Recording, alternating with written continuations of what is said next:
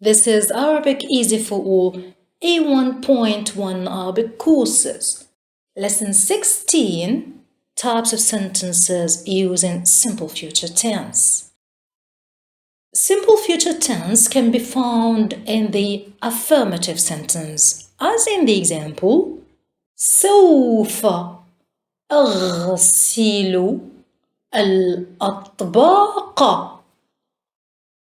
Interrogative sentence, as in the example أين ستأخذنا في الرحلة المقبلة.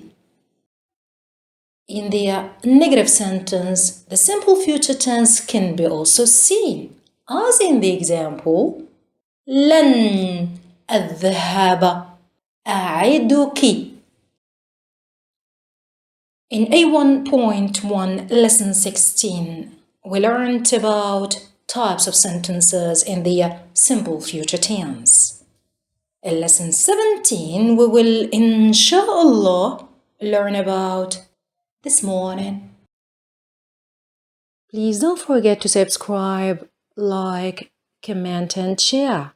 See you next time, inshallah. في أمان الله.